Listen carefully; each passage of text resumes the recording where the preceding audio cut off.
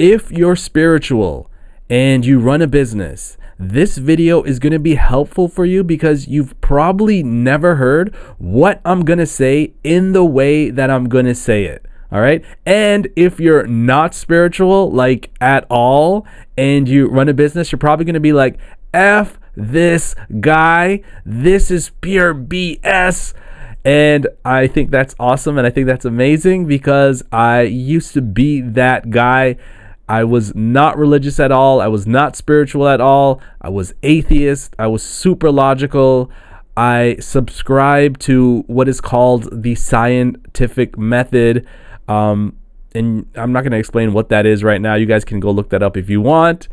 But to put it short, I basically believed in science, okay? And that helped me out tremendously in running a business, okay? And I've been running businesses, particularly online businesses, since I was in my 20s, okay? And so having a logical mind has been very, very helpful.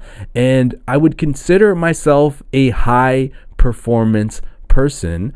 And starting in my late teens, I read all these self-help books, okay? I read books like Rich Dad, Poor Dad when I was like 17 years old. And so for the last 20 years, right, I've done every kind of online hustle there is, right? Affiliate marketing, digital services like copywriting, marketing agencies, Amazon, FBA, e-com, drop shipping, stock trading, forex trading, this really complicated type of trading called options trading, right? And I've had success in a lot of these things because I really have a big ego. And when you have a big ego, a Michael Jordan-esque type of ego, you can power through anything, right? Especially because I love to compete, I love to win, I love to play sports, right? Especially basketball. And so everything in my life has been pretty much fine and dandy because I have this massive Kanye size ego up until about 3 years ago. All right. This is when things took a turn for the worst because I started to be like, why can't I make 7 figures in a month?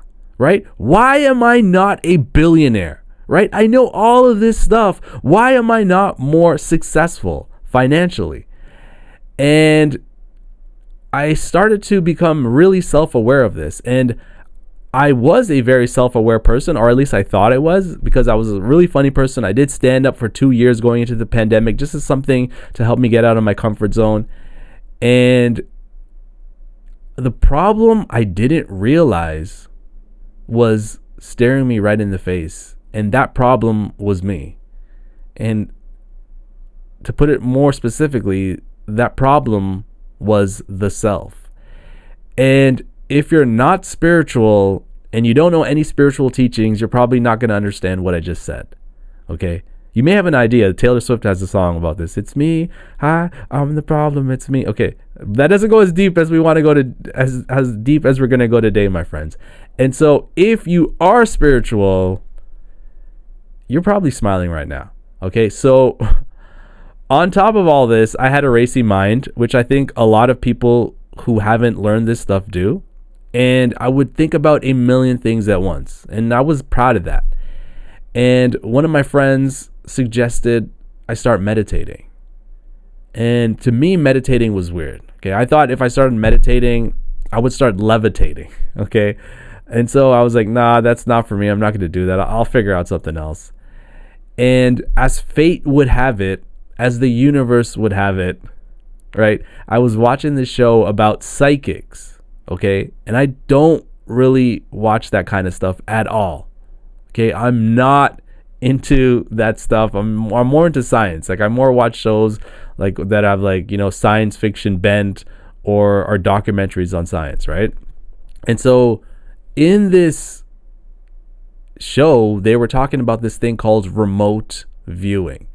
And if you don't know what remote viewing is, it's this weird thing that the US government did in like the 1970s where they got psychics to see with their mind where Russia was hiding the nukes, right? Or hiding weapons or hiding something, All right. And they wanted people to see with their mind what they were doing. Right. And I think Russia was doing this as well. And I think this is what the Netflix show Stranger Things is kind of loosely based off of. Right. And so this is why it kind of intrigued me, because I'm like, oh, yeah, I kind of know that. I watched Stranger Things. I like that. I like that series. Right. And so I started wondering, I was like, how would they do that? How would you use your mind to see into someone else's mind and to see what they're doing? And so I logically started to think about it. And then I thought, okay, well, you need to be able to turn off both sides of your brain, right? And so you need to turn off the creative side, right? That kind of will give you these stories of what they think is happening. And you need to be able to turn off the logical side that's just going to be making these best guesses based on some like mathematical equations that we can't even see, right?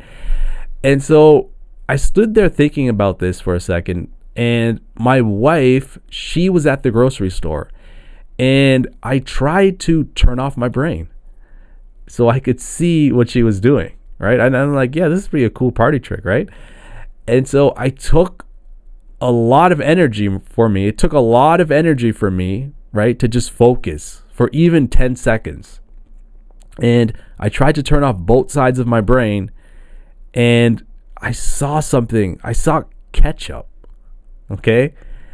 And so I called my wife and I asked her, hey, babe, were you just looking at ketchup? And she goes, yeah, I was just looking at ketchup chips. Now, if you don't know what ketchup chips are, that's a Canadian thing. I don't want to get into that right now, but I was in shock because we never get ketchup chips. And so the weird thing was, I felt I was in a place I had never been in my mind, right? I felt like I was in the center. And so when you hear spiritual people say, find your center, right? Go into your center, right? Maybe at meditations or your yoga, they're like, get into your center, right? You probably are like, what the hell does that even mean? I don't know what that means. And so I never knew what that meant. And for me, what it meant was go into the space between your right and left hemispheres, right? And so I needed it to be communicated to me in a very scientific and logical way. And so when this happened, I went on a meditation spree because I realized I had been addicted to my phone, right? Like my thumb was automatically going to certain apps even after I deleted them. And so I had a feeling I was being controlled by something that wasn't my center. And so you see, once I got a glimpse of what my center was, I could now compare being off center, right? And so I went on this meditation spree where I meditated for 30 days straight. And I also did not go on any social media apps for 30 days straight. All my friends thought I was gone. Right? I didn't give them any fair warning, right? They just thought I was dead. And so I went on this incredible unlearning process where I unlearned all of my BS, right? And I basically unlearned my ego. And this is the thing that's been controlling me my whole life. And so let me back up a sec. You may hear this referred to as the ego. You may hear this referred to as the self. You may hear this referred to as trauma patterns, right? Whatever word you choose to label this thing, right? We all have it. And it's the reason why we are where we are right now. And so if you're stuck, your ego is the reason why. And if you're having a great life, your ego is the reason why. And so once I was able to find my center, I realized something that shook me to my core. And it's this: everyone is me, but just a different side of me. And so what does this mean? And how does this apply to your business, right? The reason for this entire video, right? How can you make more money from this? How can you create a bigger impact from this? How can you serve more people from learning this one principle? All right. And so if you're running any kind of coaching, consulting, agency, business where you have clients. You may have great clients, but you're also going to have problematic clients. Okay? You're going to have bad leads, terrible leads, bad prospects, whatever you want to call them. You're going to have bad fit clients. And so a lot of business coaches will tell you, don't even work with problem clients, right? Just keep them away. Like, make it clear you're not working with them. You're not working with the bozos, right? And so when I started my coaching business, I did my best to stay away from problem clients, right? Because I can personally tell who's an idiot right away. Like, I just need to see one text message from them and I can tell, yeah, that guy's an idiot. I don't want to work with them. And so my radar is so good at spotting them, it actually hindered my growth as a human being. Because last year, I came to change how I see problem leads or bad leads or problem clients. I started to see them as an opportunity for me to grow, right? Because if these people are me, but just a different side of me, then I can help them become the person they need in order to get the result that they want. Okay, and I know that may sound like some gibbly glop, but I'm going to use an example that's going to really make this clear. I have clients from every age range, from 20 years old up to 70 years old, okay? And the way I speak with my older clients is a little different than the way I speak with my younger clients, right?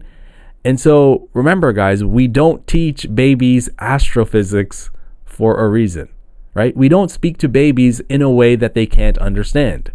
And I'm not saying my younger clients are babies. I'm just saying we need to speak in a way that people understand, right? When I speak to my 6-month-old niece, I'm not talking like this to her, all right? I can assure you that. I'm talking more like, hey, how's it going, baby? You okay? Right? I put on this baby voice, right? And I think a lot of us do that, right? We intuitively know this, right? And so learning to find my center has been like a superpower in dealing with all kinds of clients who have different trauma responses, who have different egos, who have different upbringings, right? Or whatever you want to call it. And so because everyone is me, just a different side of me, it is up to me to rise to the level to help them, right? And so that means specifically, I need to learn how to speak to them in a way that they will understand. And so if you're trying to grow your business and you're like, I keep getting bad fit clients, I keep getting people who can't afford me, right? What you need to ask yourself is, do you believe that everyone is you, just a different side of you? And what would that do for your business and for your life if you started adopting that?